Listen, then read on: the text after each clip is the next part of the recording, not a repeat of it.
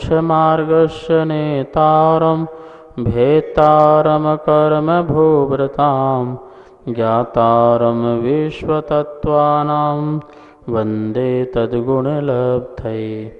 मङ्गलं भगवान् वीरो मङ्गलं गौतमो गणी मङ्गलं कुन्दकुन्दार्यो जैन धर्मोस्तु मंगलम। तत्वार्षुत परम मांगलिक ग्रंथ है। आचार्य कुंद के पट्टे शिष्य आचार्य उमा स्वामी द्वारा यह विक्रम की प्रथम शताब्दी में लिखा गया। उमा स्वामी द्वारा यह सूत्रात्मक शैली, संस्कृत भाषा और 10 अध्याय विभाजित 7 तत्वों का बहुत सुंदर वर्णन किया गया है। हम सभी लोग 6वां अध्याय पढ़ रहे हैं तत्वार्षुत में, और उसमें आश्रव तत्व अधिकार को समझ रहे हैं। कल हमने देखा था चारित्र मोहिनी कर्म में जो 9 कषाय हैं उसमें पुरुष वेद का क्या करने से उनका उदय होता है। आज हम इसमें देखेंगे कि 9 कषाय में जो नपुंसक वेद है, नपुंसक वेद कर्म का आश्रव किस कारण से होता है। हम अपने जीवन में ऐसा क्या करते हैं जिसके कारण नपुंसक वेद का आश्रय होता है, तो उसको हम जानेंगे आज। उसके पहले एक बार इस सूत्र को बोर्ड के माध्यम से देखते हैं और फिर इसके अर्थ को समझते हैं। 6वें अध्याय का सूत्र नंबर 14, कषायो दया तीव्र परिणामस्य चारित्र मोहस्य। ये सूत्र अपन पढ़ते आ रहे हैं। कषाय के उदय से जीव के जो तीव्र परिणाम होते हैं उससे चारित्र मोहिनी कर्म का आश्रय होता है। चारित्र मोहिनी के 2 भेद होते हैं, एक अपन ने पढ़ा था कषाय और एक आकषाय। आकषाय में 9 कषाय होती हैं जिसमें अपन ने सब कुछ पढ़ा। आज जो नपुंसक वेद है आकषाय वेदनी कर्म, उसके बारे में चर्चा करते हैं, समझते हैं क्या करने से उसका कर्म का आश्रय होता है। यहाँ लिखा हुआ है नपुंसक वेद कर्म के आश्रय के कारण। क्या क्या लिखा है। प्रबल क्रोध, मान, माया, लोभ के परिणाम। जो तीव्र क्रोध, मान, माया, लोभ के परिणाम हैं उससे यह आश्रय होता है। शील, दूसरे नंबर में लिखा है शीलवंतों पर उपसर्ग करना। जो शीलवान हैं उन पर किसी भी प्रकार से उपसर्ग करना। तीसरा लिखा है व्रती जीवों को दुखी करना। चौथा लिखा है अनंग क्रीड़ा, गुप्त अंगों का छेदन आदि करना। फिर लिखा है गुणवानों की निंदा करना, जो गुणी लोग हैं उनकी निंदा करना। दीक्षा ग्रहण करने वालों को दुख देना, पर स्त्री के संगम का बहुत राग करना, आचार रहित निराचारी होना। ये सभी जो कारण हैं नपुंसक वेद कर्म के आश्रयों के कारण हैं। पहला जो पॉइंट था प्रबल क्रोध, मान, माया, लोभ, जिसके अंदर बहुत तीव्र क्रोध बैठा रहता है। जब देखो क्रोध कषाय करने के लिए तैयार रहता है, मान उसके अंदर भरा रहता है, मायाचारी रहती है और अति लोभ होता है। ऐसा व्यक्ति जो है नपुंसक वेदी बनता है। अब देखिए ऐसे जीव जो हैं कितने हो जाते हैं। पैसों के कारण, धन के कारण या इंद्रियों की आसक्ति अति होने के कारण वो जीव ऐसे नपुंसक वेदी हो जाते हैं, नपुंसक पर्याय को प्रकट हो जाते हैं। देखिए नरक जाएंगे तो नपुंसक ही होंगे, तीव्र कषाय करने वाले, इसलिए वहाँ पर नपुंसक वेद का उसका उदय होगा। तिर्यंच पर्याय में भी संगी पंचेंद्री को छोड़ दो, बाकी पर्याय में जाएंगे तो वहाँ भी नपुंसक वेद ही प्राप्त करना पड़ेगा। देव देवियों में नपुंसक होता नहीं है। मनुष्य पर्याय में आएंगे तो वहाँ भी नपुंसक ही होंगे। तो इस प्रकार से यह कारण नहीं करना। दूसरा दिया है शीलवंतों पर उपसर्ग। जो शीलवान हैं अर्थात जैसे कोई त्यागी हैं, कोई मुनि हैं, उन पर उपसर्ग करना। शास्त्रों में पुराणों में कितने कथन आते हैं किस किस प्रकार से मुनियों पर उपसर्ग किए गए और वो उपसर्ग करने का उनको फल क्या मिला। राजा श्रेणिक ने मुनिराज पर उपसर्ग किया तो वह किस पर्याय में गया आप बताइए। नरक पर्याय में गया। और नरक पर्याय में कौन सा वेद का उदय है? नपुंसक वेद का ही उदय है। तो जितने भी ये जीव हैं उपसर्ग करने वाले, शीलवंतों पर जो उपसर्ग करते हैं वो इस वेद का आश्रय किया करते हैं। व्रती जीवों को दुखी करना, कोई व्रती जीव है, व्रत धारण किए हुए है, घर में रह रहा है या घर छोड़ दिया है और उसके लिए आप किसी किसी प्रकार से एन कैन प्रकार से क्या करना? परेशान करना। जैसे अब व्रत ऊंचे ले लिए हैं, अब वो निम्न काम नहीं कर सकते हैं, तो उनका निम्न काम करके नहीं देना, उनको समय में जल नहीं देना, भोजन नहीं देना, उनकी वैयावृत्ति नहीं करना, उनका देख रेख नहीं करना आदि अनेक प्रकार से क्या करना? उनको दुखी करना। तो इस प्रकार से जो दुखीपन करना है ये भी क्या होगा? क्योंकि शील का, और शील वालों को दुखी करोगे तो तुम्हारे पास शील नहीं आएगा, और शील नहीं आएगा तो नियम से नपुंसक पर्याय का आश्रय होना ही होना है। चौथे नंबर में दिया है अनंग कीड़ा। जो अंग हैं कीड़ा के, काम कीड़ा आदि के, उनको छोड़कर के काम की आसक्ति होने के कारण अन्य स्थानों पर भी काम कीड़ा करना, ये भी नपुंसकता है। और गुप्त अंग आदि का काम की पीड़ा के कारण उनका छेदन भेदन आदि करना। देखते नहीं हैं आजकल लोग कितने आसक्त हो जाते हैं, बलात्कार जैसे काम करते हैं और लोगों को काट पीट क्या क्या कर देते हैं, जला भी दे देते हैं, मार भी दे देते हैं। तो इस प्रकार से तड़फाना, तड़फा करके उनसे अपनी वासनाएं पूर्ण करना, ये सब जो है नपुंसक पर्याय के आश्रय के कारण हैं। फिर दिया है गुणवानों की निंदा करना।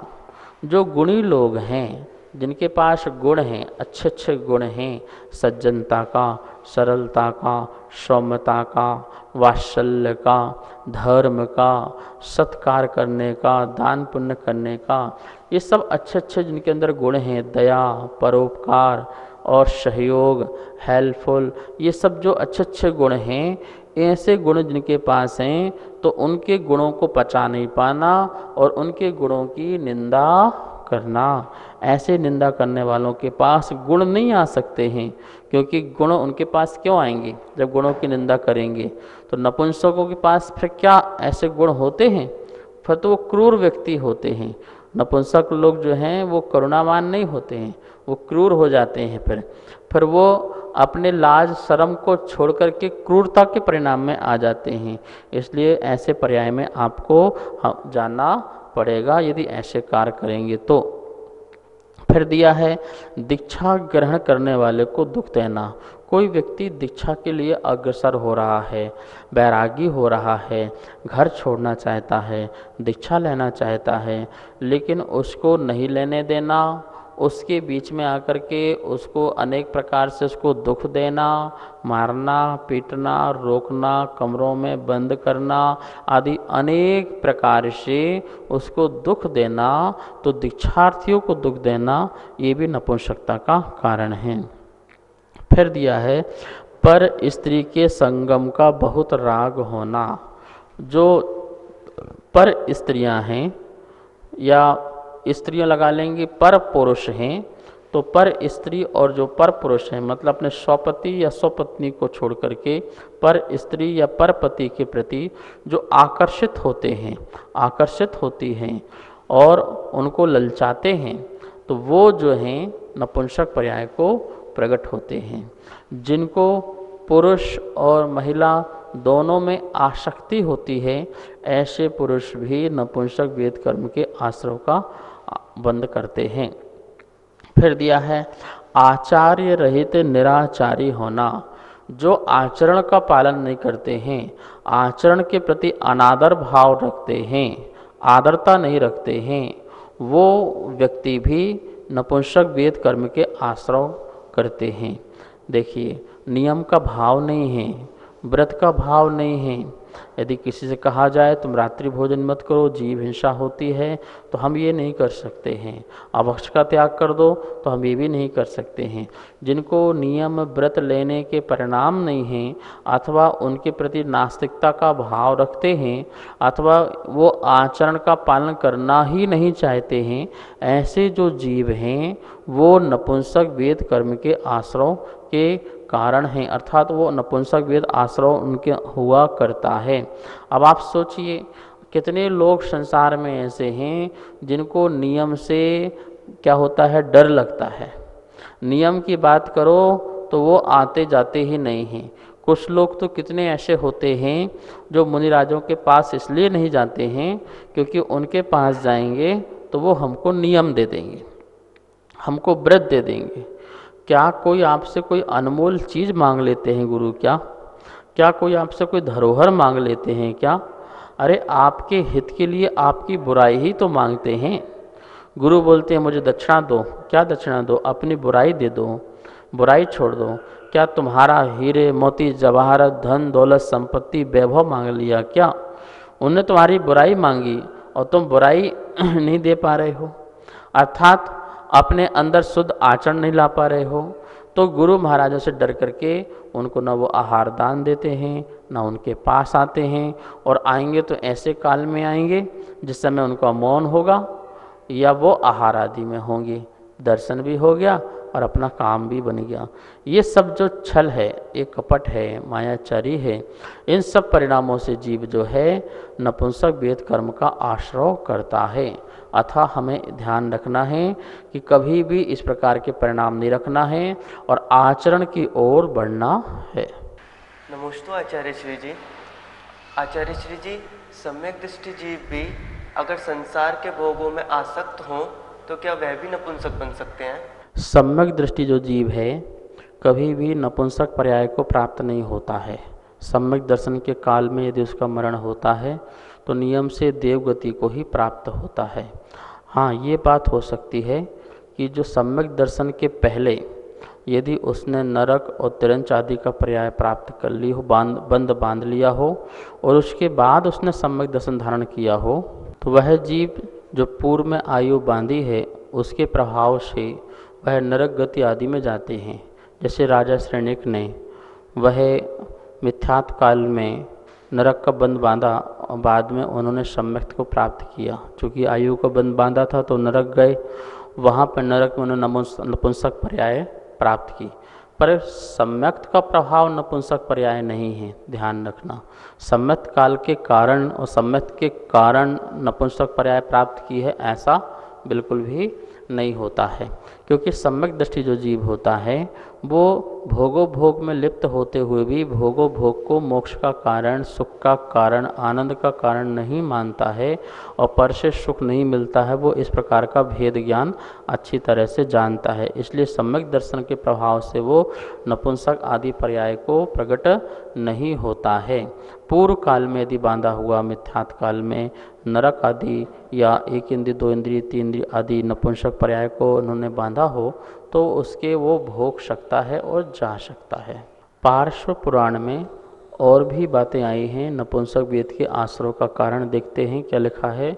दुर्बुद्धि को धारण करने वाले जो लोग मनुष्य अनंग क्रीड़ा में आसक्त होते हैं, जिनका मन तीव्र राग से अंधा हो जाता है, जो शील रहित होते हैं, लंपट होते हैं, वेश्या, पर स्त्री, दासी, पशु आदि का सेवन करते हैं, भोग करते हैं तथा काम भोग आदि में भी कभी तृप्त नहीं होते हैं, वे नपुंसक वेद के उदय से नपुंसक होते हैं। अर्थात इन कार्यों से नपुंसक वेद का बंध होता है।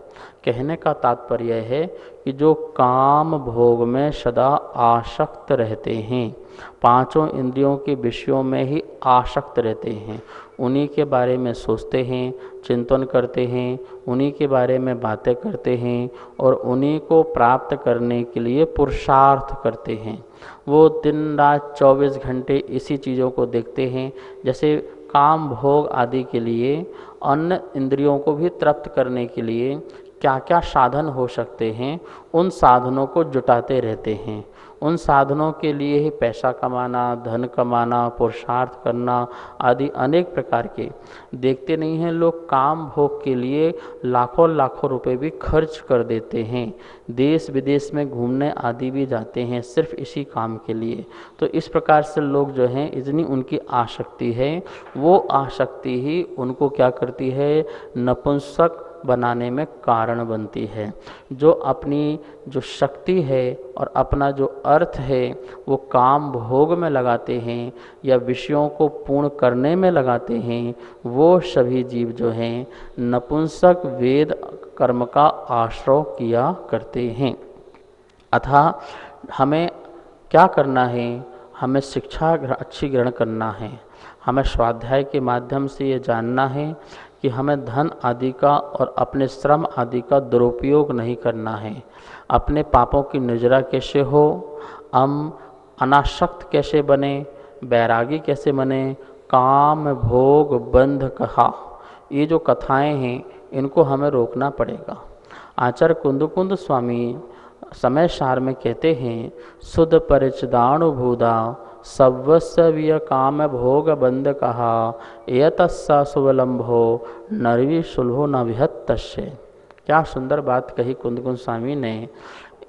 काम भोग बंद की जो कथाएं हैं, शुद्ध परिचदानुचूदा, हमने सुना है, हमने उनसे परिचित हुए हैं, हम उनसे अनुभूत हुए हैं। सुना ही नहीं है, परिचय भी किया हमने काम भोग की कथा, काम भोग के बारे में, और उनसे अच्छी तरह से आत्मसात भी किया है, अनुभव भी किया है। लेकिन हमने क्या प्राप्त नहीं किया है, एतस्य सुलंबो नबरी सुलभो विहत्तस्य। जो एकत्व विभक्त जो आत्मा है, पर से विभक्त और स्व में एकत्व आत्मा जो है, उसको ना हमने सुना है, हमारे कानों ने उससे ऐसी बातें ही नहीं सुनी है कि आत्मा भी कोई ऐसी शुद्ध आत्मा भी कोई ऐसी चीज़ होती है, और ना ही उससे हम परिचय हुए हैं, और ना ही उस आत्मा का, शुद्ध आत्मा का अनुभव किया है।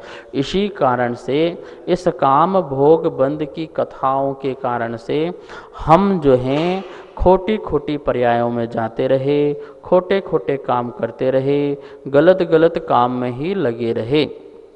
तिर्यंच पर्याय में क्या है, आप जाइए देखिए तिर्यंच पर्याय में क्या है। सिर्फ भोग और भोजन, दो ही चीज़ तो वहाँ पर हैं तिर्यंच पर्याय में।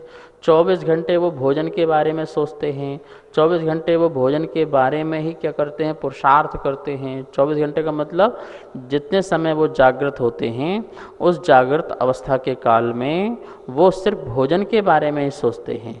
खाली समय होता है तो भोग के बारे में सोचते हैं, तो वो भोग और भोजन दो काम ही करते हैं। ऐसे ही यदि मनुष्य पर्याय प्राप्त करके भी भोग और भोजन के बारे में ही जो व्यक्ति सोचता है, वो किस पर्याय में जाता है, तो आचार्य मुनि कहते हैं वो नपुंसक पर्याय में जाता है। वो नपुंसक वेद कर्म का आश्रय करता है, क्योंकि वो भोग और भोजन के ऊपर कुछ सोच ही नहीं पा रहा। भोग भोजन से हट करके भगवान के बारे में सोचे, अपने भाग्य के बारे में सोचे, अपने इस भव के बारे में सोचे, अपने भविष्य के बारे में सोचे और कार्य करे, तो ये भोग और भोजन क्या है, छूटना है। जैन दर्शन क्या सिखाता है, भोगों से निवृत्ति और अति भोजन से निवृत्ति। ये अति भोग और अति भोजन जो हैं हमारे भाग्य को बिगाड़ने वाले हैं, हमारे भविष्य और हमारे भव को बिगाड़ने वाले हैं। हमारे अंदर जो भगवान बनने की शक्ति है, उस शक्ति का नाश करने वाले हैं, अर्थात भगवान पैदा ना होने देने वाले कारण हैं। इसलिए आचार्य ने समझाया है, संसार, शरीर और भोग, इन तीनों से जो निवृत्ति करता है वही श्रावक है, वही सद्ग्रस्त है, वही व्रती बन पाता है, वही मुनि हो पाता है, वही भगवान बन पाता है। तो अंश अंश से संसार, शरीर, भोगों से निवृत्त होते होते पूर्ण रूप से जो विरक्त हो जाता है, वो परमात्मा को प्राप्त हो जाता है। नमोस्तु आचार्य श्री, मेरे मन में एक जिज्ञासा उत्पन्न हो रही थी। चक्रवर्तियों के पास अपार संपदा है, स्त्रियां हैं, भोग विषय के कारण बनते हैं, तो क्या उनको भी नपुंसक वेदनी कर्म का आश्रय होता है क्या? चक्रवर्तियों के पास पुण्य के योग से, पुण्य के उदय से 60 खंड का अधिपति होना होता है। वो 60 खंड को जीतते हैं और उनके पास 96,000 रानियाँ, कितने रसोई, कितने करोड़ हाथी घोड़े आदि अनेक संख्याएं प्राप्त होती हैं। ये सब वैभव और भोग के विषय उनके पास हुआ करते हैं। लेकिन जो चक्रवर्ती इन भोग विषयों में आसक्त हो जाते हैं और आसक्त होकर के उन भोग विषयों के साथ ही मरण करते हैं, वो नियम से नरक जाते हैं। और नरक जाएंगे तो वहाँ नपुंसक पर्याय का जो आश्रव किया था भोगों में आसक्ति के कारण, तो वो उनका उदय आएगा। और जो उन भोगों विषयों में आसक्त नहीं होते हैं, उनका उपभोग तो करते हैं, लेकिन ये छोड़ने लायक हैं ऐसा परिणाम रखते हैं, पर छोड़ नहीं पाते हैं। ऐसे सम्यक दृष्टि चक्रवर्ती जो हैं वह देव पर्याय को प्राप्त होते हैं। और एक वह सम्यक दृष्टि जो इन भोग विषयों को भोगता भी नहीं है और छोड़ देता है, प्राप्त तो करता है और इन भोग विषयों में लिप्त भी रहता है, लेकिन वो अंततः इनको छोड़ करके, त्याग करके, मुनि बन करके, साधना करके मोक्ष चले जाते हैं। चक्रवर्तियों के पास तीनों द्वार हैं, नरक जाने का भी, देव पर्याय जाने का भी और मोक्ष जाने का भी। और तीनों के कारण मैंने आपको बता दिए कि तीनों कारण कैसे कैसे हैं। तो जो नपुंसक बन जाए चक्रवर्ती, नपुंसक वेद का आश्रय करेगा तभी तो नपुंसक बनेगा। तो जो भोगों में ही आसक्त रहेगा, लिप्त रहेगा, उसको छोड़ने का परिणाम नहीं रहेगा, उसमें ही दिन रात लगा रहेगा, ऐसे जो चक्रवर्ती हैं, जैसे शुभम चक्रवर्ती आदि देखा है आपने, खाने पीने भोगों में ऐसे लिप्त रहे कि जिसके कारण उनका मरण हुआ। और मरण होकर के वो कहाँ गए? सातवें नरक में चक्रवर्ती चले गए। अब नरक में कौन सा वेद मिलेगा भाई? वहाँ स्त्री वेद, पुरुष वेद तो उदय में आएगा नहीं। द्रव्य से भी नपुंसक होगा और भाव से भी नपुंसक ही होगा। तो इस प्रकार से चक्रवर्ती वैभव में लिप्त होकर के, आसक्त होकर के, इसी प्रकार आप लोग अपने चक्रवर्ती का उदाहरण में आप सब अपने में भी लगा लेना। आप भी लोग चक्रवर्ती से कम नहीं हो पंचम काल में। सबके पास अच्छा अच्छा वैभव है, संपन्नता है, धन धनाढ़ अच्छे हो गए हैं, सब लोग दान पुण्य भी करते हैं। तो आपके पास है और आप दान पुण्य नहीं करते हो, सिर्फ भोगों में आसक्त होकर के और उसी को और कमाते रहते हो। तो ऐसे जो भोगों के लिए कमाते हैं वो व्यक्ति नपुंसक वेद का आश्रय करेंगे। लेकिन जो कमाते हैं, पुण्य हैं, जिसमें हाथ रखते हैं और संपदा आती है, लेकिन दान पुण्य करते रहते हैं, जिनको दान पुण्य के परिणाम बहुत होते हैं, मंदिर बनवाना है, प्रतिमा बनाना है, ये करना है, अस्पताल बनाना है, आदि अनेक कार्य करना है, तो वो व्यक्तियों को छोड़ने के परिणाम होने के कारण वो देव पर्याय आदि को प्राप्त करते हैं। और पूर्णतः छोड़ करके वो मुनिराज त्यागी वृत्ति अनुवृत्ति बन जाते हैं, तो वो परंपरा से मोक्ष जाने का भी आश्रय करते हैं। तो इस प्रकार से आपने देखा कि वही संपदा हमारे लिए नपुंसक के लिए, वही पर संपदा हमारे लिए पुरुष वेद के लिए, और वही संपदा का पूर्ण त्याग हमारे लिए मोक्ष का साधन भी हो जाता है। इस प्रकार से आज इस सूत्र के माध्यम से अपन ने देखा कि नपुंसक वेदनी कर्म के आश्रय के क्या क्या कारण हैं। अति लंपटता, अति आसक्ति, अति भोगों में लगे रहना, स्त्रियों से ज़्यादा आकर्षित होना, स्त्रियों को बार बार देखना, अश्लील चित्र देखना, टीवी के माध्यम से, मोबाइल आदि के माध्यम से गलत वीडियो देखना, जिसमें परिणाम विचार आसक्त होते हैं, बार बार उनको प्राप्त करने की इच्छाएं होती हैं, इंद्रियों को जागृत करने वाले ऐसी वस्तुओं का सेवन करना और उनमें आसक्त होना, ये सभी की सभी चीज़ें जो हैं और ऐसे जो परिणाम हैं उससे नपुंसक वेदनी कर्म का आश्रय हुआ करता है। अतः हमें इन सब समस्त चीज़ों से बच करके सात्विक जीवन जीना, सात्विक विचार रखना और सात्विक कार्य करना, जिससे हमारा पुरुष वेद बने और आगे जाके मोक्ष का कारण भी वह बने।